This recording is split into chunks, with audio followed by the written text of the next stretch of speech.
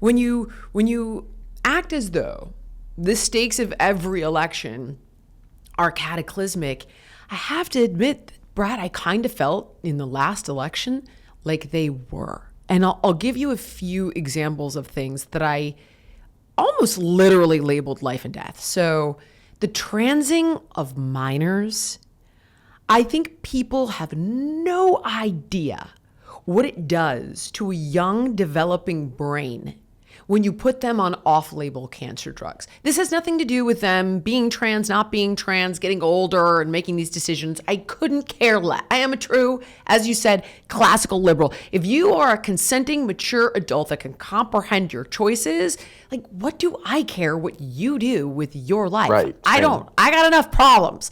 I don't care. But when you've got an innocent child who can't comprehend these decisions, who is being targeted by major corporations that make millions off of these drugs, and the damage that it does to their body is irreparable.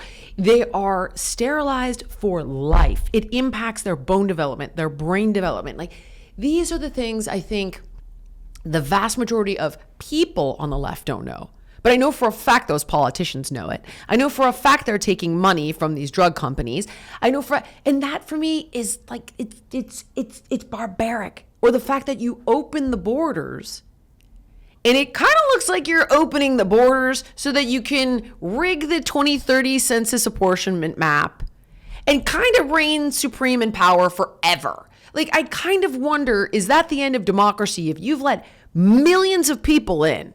Millions. I've heard numbers 10 million, 14 million, 18 million. I don't know. But over the Biden years, it's at least 10 million.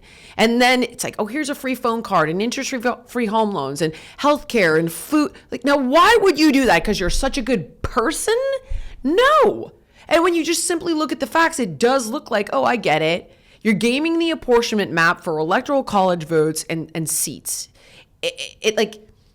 In Congress. That's what it looks like. These things, and you and I could go on. It does feel like the stakes are so high.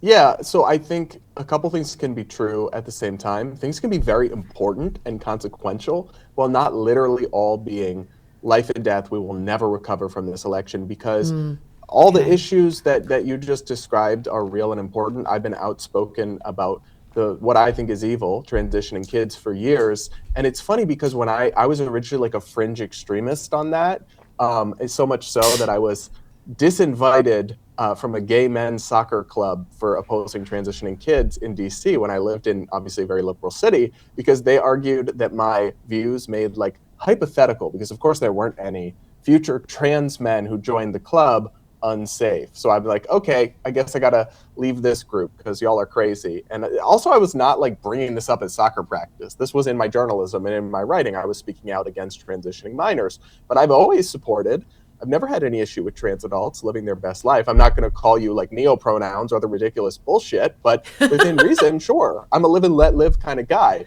And what's funny is now I actually get attacked as like a woke lib because I'm not actually on board with the extreme anti-trans right-wing stuff. But so it can be true that I think it's profoundly immoral and one of the greatest failings of the Democratic Party that they went, despite there not being evidence behind these treatments, despite there not being studies, they gaslit us about that. They went full all in, and then they deny it too. They pretend, no, we never supported sex changes for minors. I had someone on CNN say that to me, and I'm like, except when the Biden administration literally brought Dylan Mulvaney to the White House to talk about it, except when Democrats all signed amicus briefs before the Supreme Court saying, don't allow states to regulate and restrict this stuff. They did, and then they have the temerity to insult us for it. But even then, the Trump administration has made some moves on that issue that I support. Like, I don't think Medicaid should cover it and other things. But they're still going to transition kids in California, and they're still in blue states, and red states are still going to ban it. And frankly, the number of kids that will or won't transition between if Kamala had won or Trump had won, I'm not convinced is that huge. And it can be consequential. I'm not saying it's not. I'm not downplaying it. I see what you're saying. I'm not sure that it would change the fate of our nation, though. And even on the immigration question, obviously, the Biden's immigration policies were disastrous. I have my own criticisms of some of what Trump is doing now as well. I understand. I think we're in an overcorrection period. But most of those millions of people came here and are trying to work and make money and live under the table and aren't even voting. Heck, if they have kids who are citizens and vote, they might end up voting Republican. A lot of the Hispanics I know are actually more conservative than I am, more Yeah. pro-life, more Christian, more all of that. So while I think that can be bad and it can be real, I'm not even convinced that would ultimately swing the nation forever in an irreparable way.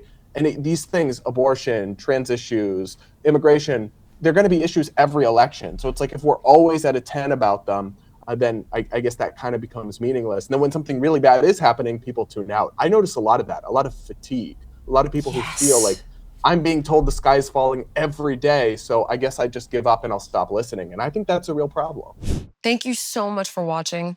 If you enjoyed the podcast, please like, comment, subscribe, and share. And make sure to let me know what guests you want to see on in the future.